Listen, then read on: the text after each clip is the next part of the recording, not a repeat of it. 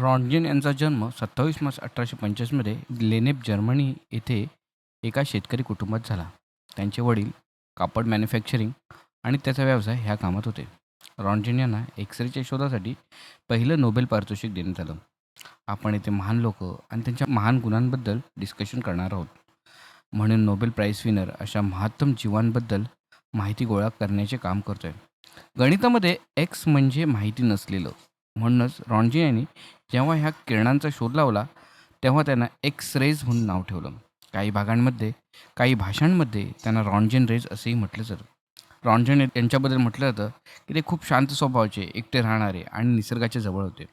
अशी निसर्गप्रेमी माणसं खूप ऑब्झर्वंट आणि आध्यात्मिक असण्याची शक्यता असते.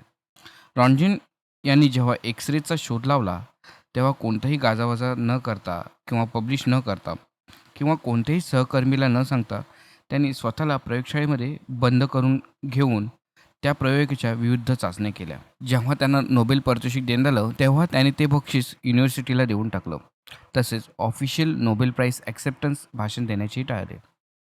या एकाकी भेटलेल्या वर्ल्ड वाईड फेम टाळण्यासाठी ते त्यांच्या गावात दूर डोंगरात जाऊन राहिले. एक्सरे तंत्रज्ञानाचं पेटंट न करता त्याचे मेडिकल क्षेत्रातील उपयोग ओळखून त्या तंत्रज्ञानावर मशिनरी बनवायला त्यांनी मुभा दिली.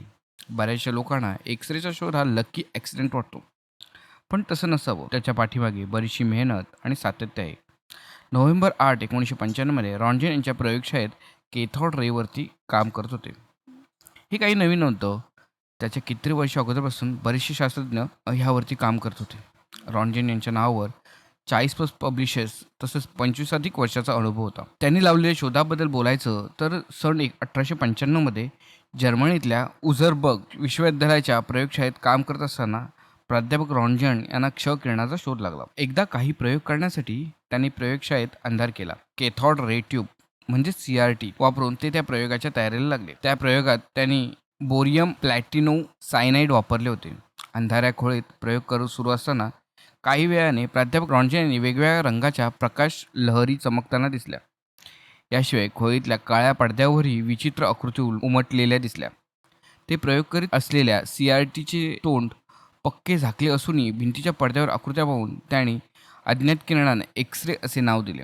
या किरणांच्या आरपार जाण्याच्या गुणधर्माचा उपयोग करून माणसाच्या शरीरातली अंग पाहण्यासाठी होऊ शकतो असे प्राध्यापक रॉन्टजेन यांनी सहप्रयोग दाखवून दिले.